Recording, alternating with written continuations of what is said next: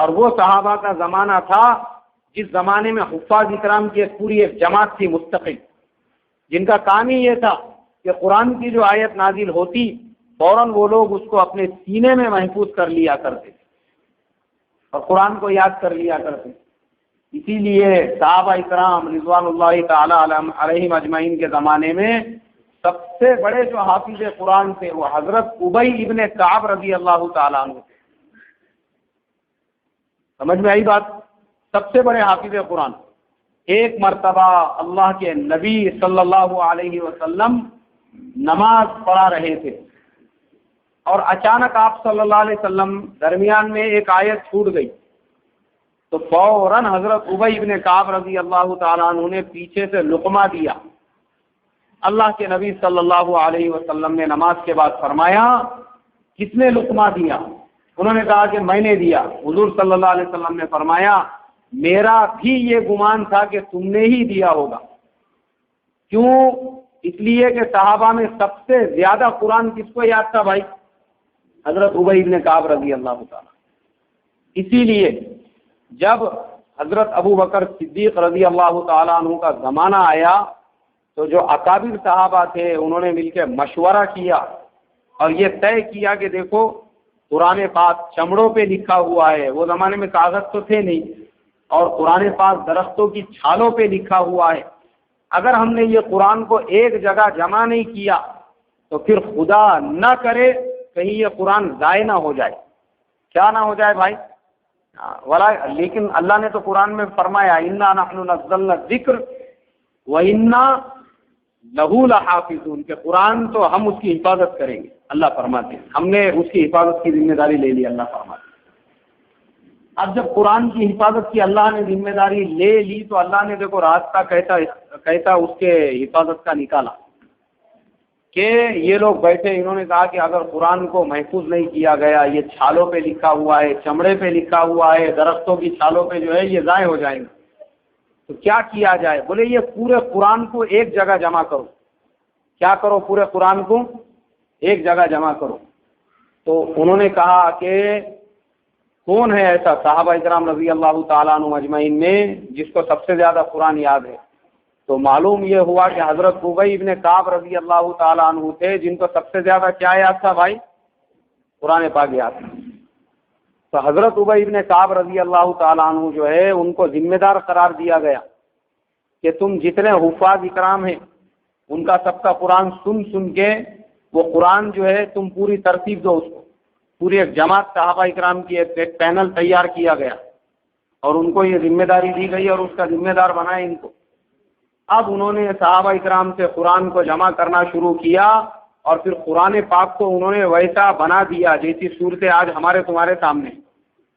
پہلے سورہ بقرہ ہے، اس کے بعد سورہ آل عمران ہے، اس کے بعد سورہ نساء ہے، سورہ مائدہ ہے، سورہ انعام ہے، سورہ اعراف ہے، سورہ انفال ہے، سورہ توبہ ہے، سورہ یونس ہے۔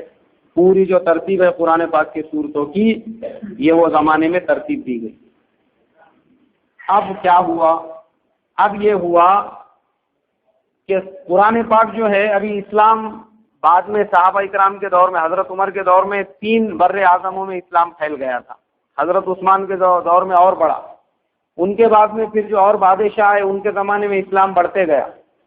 باہر کے جو لوگ تھے، اب عرب کے لوگ تھے، ان کو تو قرآن پڑھنے کے لیے کوئی مسئلہ نہیں ہے، بغیر زبر زیر کا قرآن بھی وہ لوگ پڑھ سکتے تھے، مگر باہر کے جو لوگ تھے ان کو یہ ڈر ہوا کہ اگر یہ قرآن پاک کو زبر زیر نہیں لگایا گیا تو جو نئے نئے ملک اسلام میں داخل ہو رہے، جیسے بہت سارے ملک جو وہ زمانے میں افریقہ کے اسلام میں داخل ہو گئے، یورپ کے کچھ ملک اسلام میں آ گئے، اور ہندوستان کے جو سندھ کا علاقہ ہے، کیرلا وغیرہ، ملیشیا، انڈونیشیا، یہ پورے علاقے اسلام میں آ گئے۔ اب یہ جو نئے علاقے ہیں یہ لوگوں کو اگر قرآن سکھانے کا ہے تو قرآن کا کے جو گرامر ہے، وداؤٹ گرامر کے اگر قرآن کو ان لوگوں کے پاس میں بھیجا جائے گا تو یہ کیسا بھی پڑھیں گے قرآن کو، زبر کی جگہ زیر، زیر کی جگہ زبر، پیش کی جگہ کوش پڑھیں گے۔